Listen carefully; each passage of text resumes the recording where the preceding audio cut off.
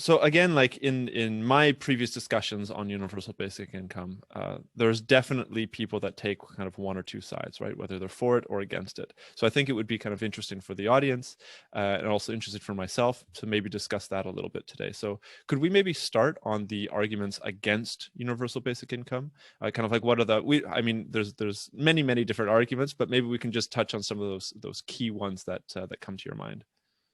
Yeah, well, I have no arguments against basic income, Sure. obviously, but the arguments that we hear quite often is, for example, that it is too expensive, Mhm. which is actually not true. It actually saves money if you compare it to what we do now. I Mhm. mean, we have so many targeted subsidies where a lot of the money is lost somewhere with the intermediaries. Mhm. The effects of basic income are so diverse. I mean, it reduces crime rates, it increases health, it increases, well, it benefits even the local economy. So a lot of the money is coming back into the system.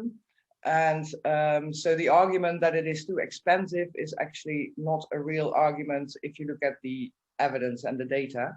Mhm. But it's a very, well, it's an argument that keeps coming up all the time. Then another argument is that people will become lazy when they receive a Yeah. basic Yeah. income.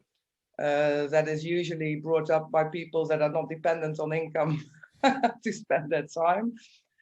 What we see in the pilot studies is that most people actually do work when they receive a basic income. They may change direction. Yeah, they may quit that job and do something else. Mhm. But most people actually are very active when they receive a basic income. It's basically just a guarantee that you have access to your basic needs.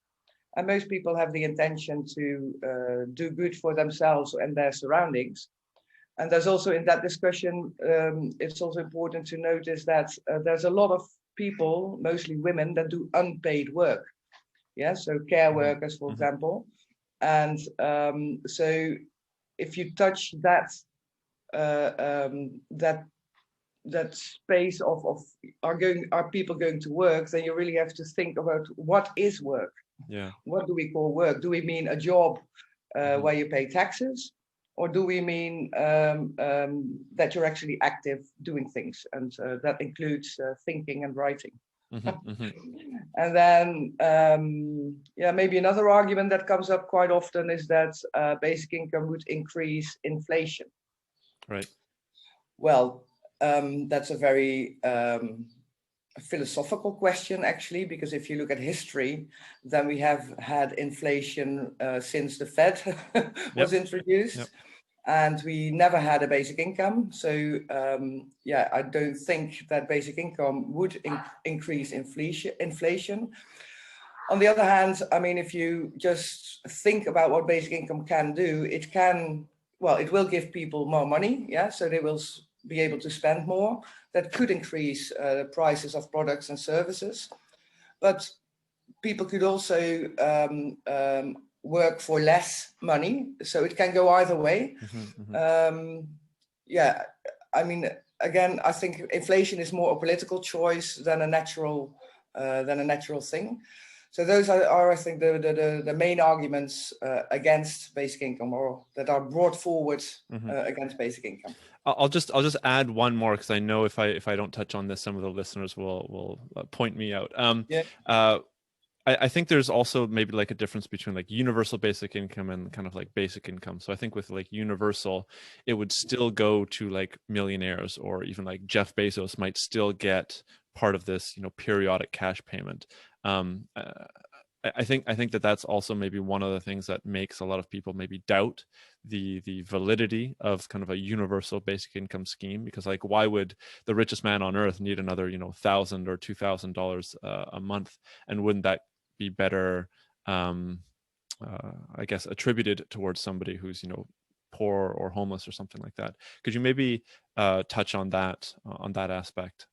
Yeah, it's very important that even Jeff Bezos will receive a basic income. It really has to be unconditional and universal. As soon as you will introduce restrictions, for example, that the millionaires will not receive a basic income, Mm-hmm. then you immediately have to introduce bureaucracy, you have to introduce control of people about their Mm-hmm. income. And there are many ways to get the money back from the richest people on earth. You can increase their tax, or you can even, well, most of them don't even pay tax. So, I mean, there are many ways to get the money back from that part of the population.